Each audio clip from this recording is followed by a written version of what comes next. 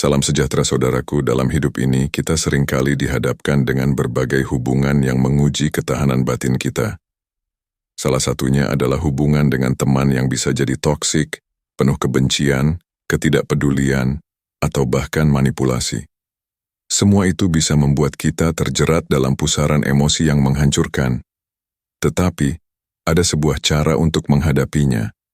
Sebuah cara yang telah dipraktikkan oleh para filsuf besar sejak zaman dahulu. Apakah kita akan terus terperangkap dalam reaksi-reaksi emosional yang merusak, atau kita akan memilih untuk berdiri teguh dan mengendalikan diri? Inilah tantangan yang harus kita hadapi. Bagaimana jika saya katakan bahwa ada cara yang lebih kuat dan lebih bijaksana untuk menghadapi teman toksik, tanpa membiarkan diri kita terjerumus dalam kehancuran? Itulah yang akan kita telusuri dalam pembahasan ini. Namun sebelum kita melangkah lebih jauh, saya mengajak Anda untuk merenung sejenak. Jika Anda merasa bahwa topik ini berbicara langsung kepada Anda, maka jangan ragu untuk menekan tombol subscribe dan bergabung bersama kami dalam perjalanan ini. Jangan berhenti menonton, karena setiap kata yang Anda dengar di sini dapat membuka pintu kekuatan batin Anda. Seperti yang pernah dikatakan oleh Epictetus, seorang filsuf stoik legendaris, kita tidak bisa mengendalikan segala sesuatu yang terjadi pada kita, tetapi kita bisa mengendalikan cara kita bereaksi. Di bagian pertama ini, kita akan mulai menjelajahi prinsip stoikisme yang bisa menjadi pedoman kita dalam menghadapi teman toksik. Untuk itu, saya menantang Anda, jangan hanya menonton separuh jalan. Ikuti perjalanan ini sampai tuntas, karena ini adalah perjalanan yang akan mengubah cara Anda melihat dan merespons dunia di sekitar Anda. Bagian 1. Kekuatan dalam diri kita, mengendalikan reaksi terhadap teman toksik. Ketika kita menghadapi teman yang berperilaku toksik, perasaan kita seringkali dipenuhi dengan kemarahan, rasa sakit, atau bahkan kebingungan. Kita merasa disakiti dan cenderung ingin membalas, atau mungkin merasa tidak berdaya. Namun, inilah saatnya untuk menyadari bahwa semua perasaan ini hanyalah reaksi terhadap sesuatu yang berada di luar kendali kita. Filsuf Stoik, Marcus Aurelius, yang juga seorang kaisar Romawi, mengingatkan kita dengan kata-katanya yang tajam. Tidak ada yang bisa mengganggu kedamaian batin kita kecuali kita sendiri. Apa yang dimaksud dengan kedamaian batin di sini?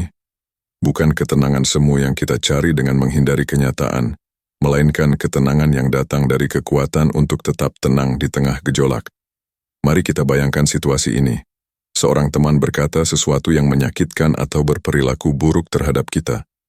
Reaksi pertama kita mungkin adalah kemarahan atau rasa sakit. Tetapi, ajaran stoikisme mengingatkan kita bahwa meskipun kita tidak bisa mengendalikan apa yang dilakukan orang lain, kita memiliki kekuatan penuh atas bagaimana kita meresponsnya.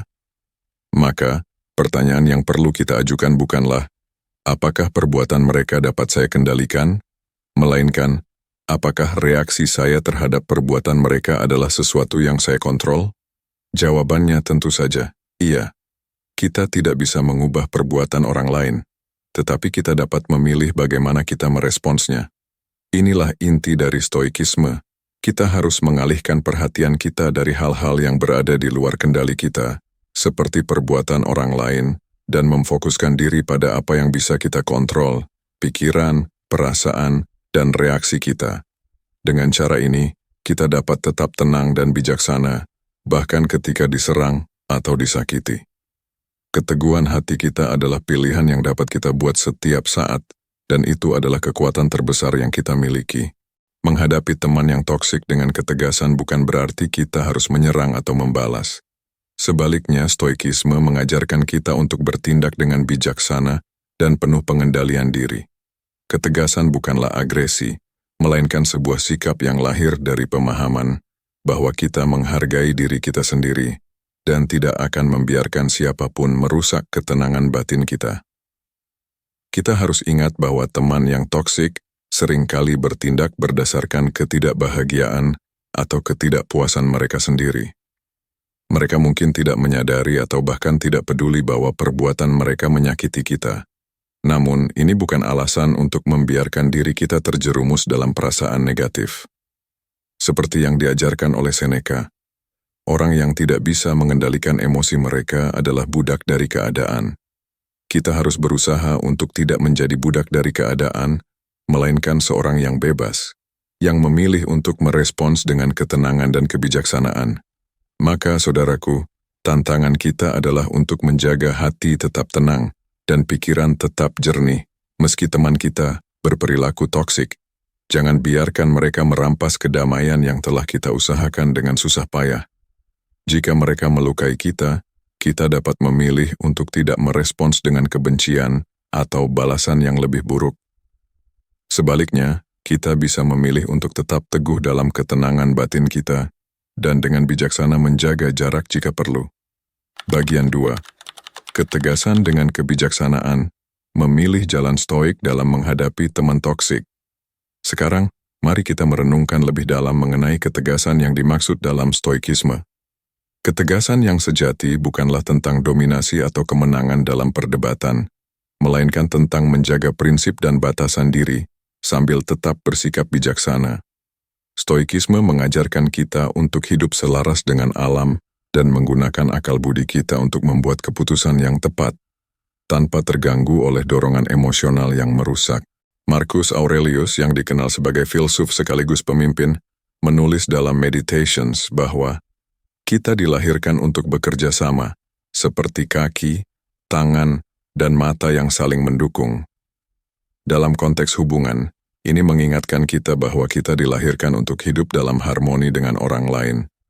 Namun, itu bukan berarti kita harus mengorbankan kedamaian batin kita demi hubungan yang beracun. Jika seseorang dalam hidup kita, apalagi seorang teman, membawa keburukan, kita harus punya keberanian untuk menarik batasan yang sehat dan tegas. Ketegasan dalam stoikisme berarti mengetahui kapan kita harus berbicara, kapan kita harus mengungkapkan perasaan kita, dan kapan kita harus memilih untuk diam dan menenangkan diri. Ketika seseorang bertindak toksik, kita tidak harus membalas dengan kebencian atau kemarahan, karena ini hanya akan memperburuk situasi dan merusak kedamaian kita. Sebaliknya, kita dapat memilih untuk berbicara dengan jujur dan tegas, tanpa terjebak dalam emosi negatif. Ini bukan hanya tentang melindungi diri, tetapi juga tentang menegakkan prinsip kita bahwa kita berhak diperlakukan dengan hormat.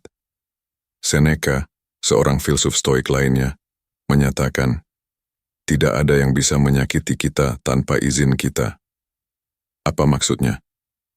Ini mengajarkan kita bahwa luka yang ditimbulkan oleh kata-kata atau tindakan orang lain hanya terjadi jika kita memberikan izin kepada diri kita untuk merasakannya.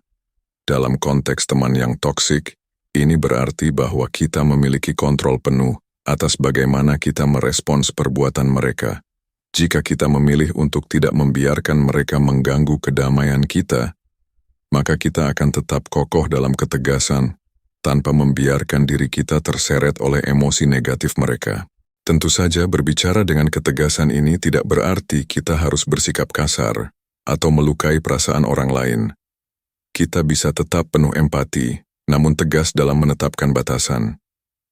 Stoikisme mengajarkan kita untuk selalu berbicara dan bertindak sesuai dengan kebijaksanaan dan kebaikan hati, sambil menjaga diri kita tetap terlindungi dari pengaruh negatif orang lain.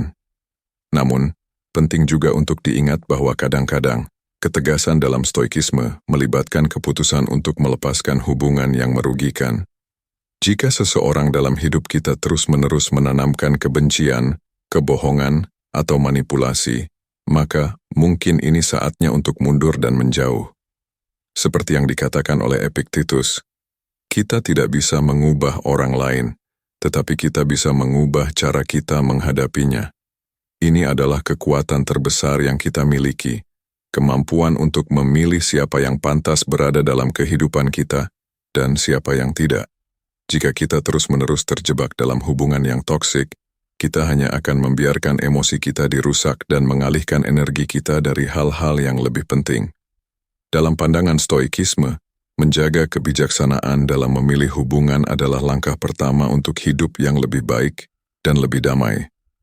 Saudaraku, perjalanan ini mengajarkan kita bahwa menghadapi teman toksik bukanlah tentang membalas atau melawan dengan emosi. tetapi tentang tetap teguh dalam ketegasan dan kebijaksanaan. Stoikisme mengajarkan kita untuk menjaga kedamaian batin kita, tidak peduli apa yang terjadi di luar diri kita. Dengan mengendalikan reaksi kita dan bertindak dengan bijaksana, kita dapat mengatasi hubungan yang merugikan tanpa kehilangan diri kita. Pada akhirnya, kebahagiaan sejati tidak datang dari orang lain, tetapi dari dalam diri kita sendiri. Stoikisme mengingatkan kita bahwa kita adalah penguasa sejati atas kehidupan kita. Kita memiliki kendali penuh atas bagaimana kita merespons dunia di sekitar kita. Ketika kita mengendalikan diri kita tidak hanya melindungi kedamaian batin kita, tetapi juga menciptakan ruang untuk kebijaksanaan, keteguhan, dan kebahagiaan yang sejati. Jika Anda merasa terinspirasi oleh ajaran stoikisme ini, jangan lupa untuk subscribe dan bergabung bersama kami dalam perjalanan ini. Setiap langkah kecil menuju pengendalian diri dan kebijaksanaan adalah kemenangan besar dalam hidup ini. Mari terus bertumbuh dan menjadikan stoikisme sebagai pedoman hidup kita, karena seperti yang dikatakan oleh Seneca, tidak ada waktu yang lebih baik dari sekarang untuk memulai perjalanan ini. Jangan biarkan video ini berakhir begitu saja. Ambil pelajaran dari setiap kata yang Anda dengar dan aplikasikan dalam hidup Anda. Anda tidak sendirian dalam perjalanan ini. Bersama, kita akan menjadi lebih bijaksana, lebih kuat, dan lebih damai.